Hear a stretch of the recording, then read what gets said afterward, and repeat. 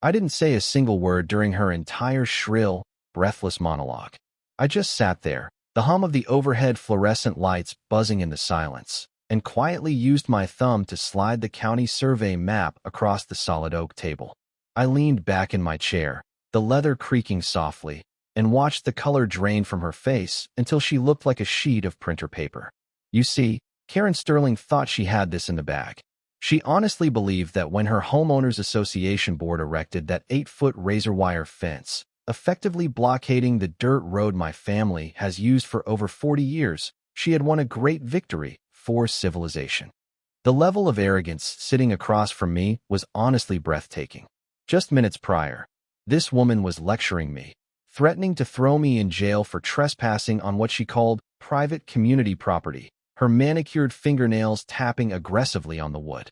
A woman who moved here less than 2 years ago was trying to school a third-generation rancher on property law.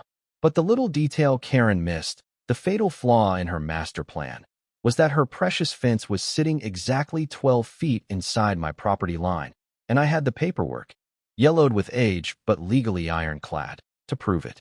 By the time I was done dismantling her fake Oakwood Heights empire, Karen would be paying me $5 every single time she wanted to drive her luxury car to her own driveway. And this story of how an HOA tyrant poked the wrong cowboy is just getting started. Let me tell you how this whole mess started, back before the lawyers and the news crews. My name is Wyatt Miller, and this 80-acre spread has been in the Miller family since 1955. My grandfather, a man with hands like rawhide and a heart of gold, bought it back when cattle were king and these suburbs were just a fever dream in some city planner's head. He taught me that land isn't just dirt you own, it's a member of the family. You take care of it, and it takes care of you. 3 years ago, the silence on the ranch became deafening when I lost Emily, my wife and partner for life, to cancer. She was the brains of this operation, a paralegal who could read fine print faster than I could rope a calf. Sometimes, when the wind blows through the mesquite trees just right, I swear the smell of her morning coffee still lingers in the kitchen, mixing with the scent of leather and hay that defines ranch life. I've been running this place on muscle memory and grief ever since. Then came the invasion. In 2019, a hotshot developer from Houston decided our quiet corner of the world was perfect for a luxury paradise. They called it Oakwood Heights, promising to enhance the rural character, while cramming 200 cookie-cutter cardboard boxes around my farm. They paved over the wildflowers, replaced the crickets with AC unit hums, and brought in a new kind of neighbor. Everything was manageable, though, until Karen Sterling arrived. 48 years old, driving a pristine white Mercedes SUV that has never seen a speck of dust or a day of work, dressed like she's closing $1 million deal to buy a country.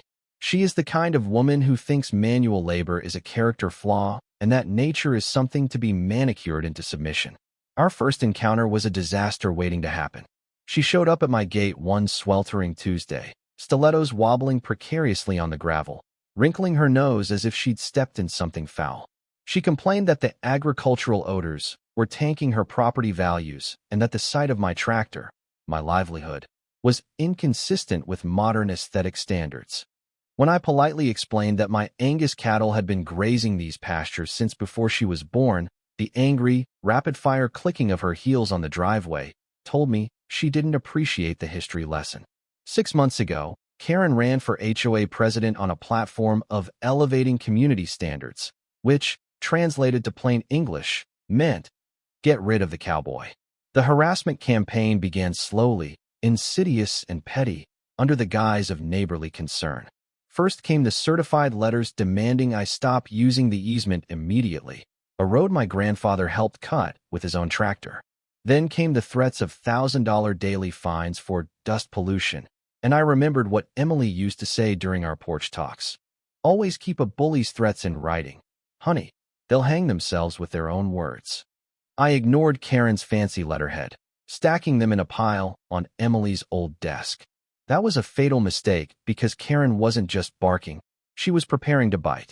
She organized emergency community meetings, spreading fabricated stories about cattle diseases and groundwater contamination, poisoning the minds of the neighborhood. People I had known for years, neighbors who used to wave at me and ask about the herd, suddenly started avoiding eye contact at the hardware store. The peak of insanity hit last Monday. While I was sleeping off a long day of fence repair, bone-tired and aching, Karen hired a contractor to come in the dead of night. They erected that prison-style barrier, 8 feet of chain link and razor wire, blocking my only access to the main road. The next morning, I woke up to the sound of gravel crunching and saw Sheriff Dan Carter, an old high school linebacker buddy, stepping out of his patrol car. He looked like a man delivering a death notice, refusing to meet my eyes as he handed me a restraining order. He said I was trespassing for trying to cut the fence to get my truck through. "I'm sorry, Wyatt," he muttered, but the judge signed it. "It's out of my hands." The law doesn't care about childhood memories or my grandfather's handshakes, and Karen had played this hand perfectly. She had backed me into a corner, forcing me to hire a helicopter to drop hay for the herd at $600 a run instead of the usual $60, bleeding my accounts dry. But standing there staring at that cold steel fence, hearing my cattle lowing from the pasture, confused and hungry, I felt a shift. I wasn't just sad anymore. I was cold. I could almost hear Emily's voice whispering in the wind, sharp and clear. "Don't let the bullies win, Wyatt. Fight smart, not hard. Use the books." And that was the moment I decided. If they wanted a war, I was going to give them a battle they would never forget. My lawyer, Alan Brooks, scratched his gray beard thoughtfully over black coffee the next morning, the steam rising between us. "We could sue," he said, "but the courts are backed up for months. Your cows can't wait that long." He paused, tapping his pen. "When was the last time you had a survey done? A real one?" That question woke up a deep memory. Emily used to say, when someone lies about landlines, the truth is usually buried in the courthouse basement. I hired old man Gus, the best and crankiest surveyor in the county, a man who chain-smoked so much he created his own professional atmosphere of smog around his theodolite. Gus had mapped this county before GPS existed. After 3 days of meticulous measuring, wading through creeks and hacking through brush, Gus squinted through his scope with the satisfaction of a treasure hunter finding gold. He spat a stream of tobacco juice at a mesmerizingly perfect arc and said, "Son, that fence ain't where they think it is." The survey result was a seismic shock. Not only did my grandfather's 1955 deed clearly show a perpetual 20-foot easement, but more importantly, the actual property line of Oakwood Heights was 15 feet back from where they stood. Karen's arrogant symbol of power was sitting illegally, square on my land. They were the trespassers. "This changes everything," Alan said later, grinning like a shark smelling blood in the water. "Now you have legal standing to sue for damages." But Karen wasn't done. She escalated the war, seemingly sensing her control slipping. She filed anonymous noise complaints about roosters I didn't own, called health inspectors for non-existent violations in my barn, and even started trending #SafetyForOakwood on social media, painting me as a danger to neighborhood children, a deranged loner, with too many guns and cows. But while she was playing media darling, giving interviews to local news about protecting the suburbs, I was digging into the legal filing of her so-called HOA, discovering a bombshell Emily would have laughed about for days. I spent nights poring over documents in the county clerk's office, the smell of old paper and dust filling my lungs. And there it was. Karen had never properly filed the incorporation papers with the state. The Oakwood Heights HOA didn't legally exist. It was a ghost, a hollow boogeyman, a club of one. This meant every fine, every rule, every legal action she took was as binding as a grocery list scribbled on a napkin. But the real twist came when I uncovered the motive. Hidden in a stack of emails I subpoenaed, Karen was secretly colluding with the original developer. They were pressuring me to sell so they could subdivide my land into 40 luxury lots. Karen stood to net millions in kickbacks. It wasn't about safety, it was about greed. The epiphany hit me one morning looking at the subdivision's entrance gate, the grand, stone-pillared gate Karen claimed was their private property. According to Gus's stakes, it was sitting 12 feet onto my soil. I remembered Emily's lesson. Control the access, control the power. I spent 3 days researching Texas private road laws, cross-referencing statutes until my eyes blurred, and realized I had the absolute right to charge a reasonable toll when my private land is used for transportation by commercial entities or non-residents. I didn't just put up a sign.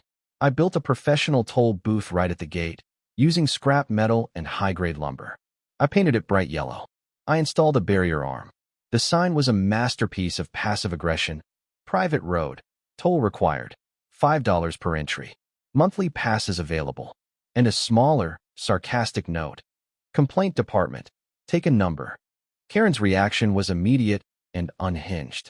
My newly installed high-def security cameras captured the glorious footage at 2 a.m.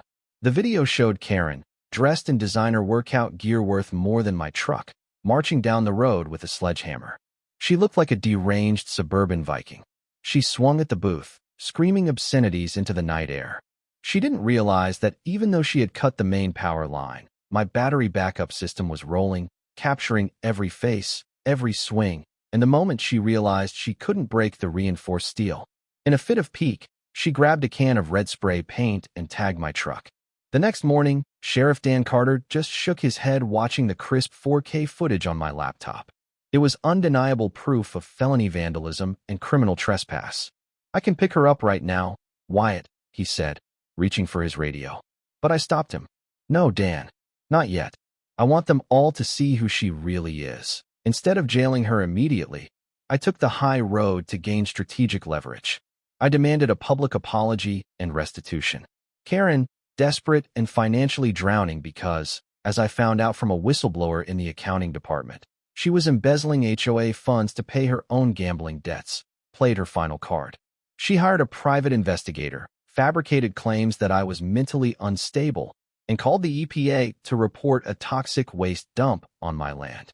But she didn't know I had found the smoking gun in Emily's old cedar chest at the foot of our bed.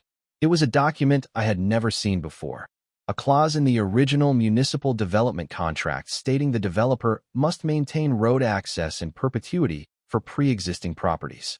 More importantly, I found a letter Emily had drafted but never sent, noting that the developer owed the county $2.3 million in infrastructure bonds that the HOA was legally liable for collecting. Karen wasn't just a bully. She was the captain of a sinking ship, sitting on a financial time bomb, and I was holding the lighter. The tension in the community was suffocating. The neighborhood split into two distinct camps. The new residents on Team Karen, terrified of losing property value and believing her lies, and Team Wyatt, made up of locals and the victims she'd bullied. People fined for painting their mailboxes the wrong shade of beige or parking a work truck in their own driveway. Karen, blinded by arrogance and panic, called an emergency town hall meeting at the community center. She invited her high-priced lawyer and the local media to witness her final solution, to banish me forever.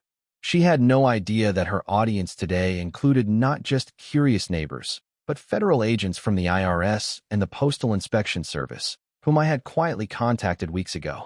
They sat in the back row, dressed in plain clothes, looking like bored dads. The community hall was packed to fire code capacity, the air thick with the smell of nervous sweat, cheap cologne, and stale coffee. Karen stood at the podium, polished and powerful, clicking through a PowerPoint presentation. She accused me of being a saboteur, a security threat, an eco-terrorist. She played dirty, showing photos of my property taken from misleading angles. But that fake confidence shattered the moment I stood up. The room went silent. I clutched a battered yellow file folder, Emily's folder. I walked to the microphone. The feedback squealed for a second, then settled. "Before you folks vote," I said, my voice steady, carrying across the room without needing to shout, "there are a few things you need to know about your esteemed president and this ghost organization she's running." I didn't yell. I didn't rant. I just dropped the truth bombs one by one. I projected the survey map, proving the fence was trespassing on my land. Gasps rippled through the room. I showed the state documents proving the HOA didn't legally exist. Murmurs turned to angry whispers. And then, I hit play on the laptop connected to the projector. The screen lit up with the night vision video of Karen smashing my property in the dead of night, her face twisted in hate. The room erupted. But the knockout punch was the bank statements showing Karen siphoning hundreds of thousands of community dollars into fake consulting firms she owned. Karen screamed. She actually screamed, a high-pitched sound that made everyone wince. She lunged for the microphone, her face twisted in rage and fear, claws out, but Sheriff Dan was faster. He stepped out from the shadows and intercepted her. The sound of handcuffs clicking shut echoed through the sudden, dead silence of the room. It was the loudest sound I had ever heard. The federal agent stood up and walked forward, badges flashing. They read the charges: mail fraud, embezzlement, tax evasion, and destruction of private property. Her lawyer, a slick guy in a $1,000 suit, packed his briefcase and scurried out the side door faster than a rat leaving a sinking ship. The image of Karen Sterling, the woman who thought she was untouchable, being led away in disgrace, mascara running down her face, screaming about innocence that no one believed anymore, was a tragic finale to bottomless greed. Justice was swift and absolute. Karen was sentenced to 18 months in federal prison and ordered to pay full restitution to every homeowner she ripped off. The fake HOA was dissolved immediately. The next day, heavy machinery arrived, not to block my road, but to tear down the fence. I watched the razor wire come down, and for the first time in years, the air felt light. But the sweetest victory wasn't watching an enemy fall. It was the community healing. I used the settlement money to establish the Emily Miller Scholarship Fund, providing legal training for rural women to help them protect their land from bullies and developers. I wanted to make sure no one else had to fight this battle alone. Oakwood Heights has changed. No more draconian rules about mailbox colors. Instead, we have weekend BBQs right on my land. Neighbors who used to fear me now bring their kids to pet the calves. They shake my hand. We talk about the weather. The old yellow toll booth still stands there as a hilarious historical monument, covered in ivy now, a reminder of the price of freedom. Sometimes, late at night, I stand at Emily's grave under the old oak tree. I smell the wildflowers and the bitter coffee I bring with me, and I tell her the news. I know she's smiling. Karen thought she was fighting a lonely old rancher. She didn't know she was fighting a legacy. Bullies rely on the silence of good people to maintain control. They count on you being too polite to make a scene. But sometimes, you have to stand up and fight to protect what's right, because property rights are human rights. The best revenge isn't cruelty. It's living a good, happy life right in front of the people who tried to destroy you.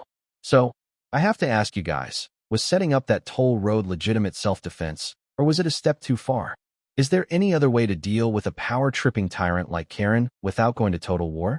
Drop your thoughts in the comments below, and if this story of Wild West justice gave you some satisfaction, hit that subscribe button so you don't miss the next showdown. Thanks for watching.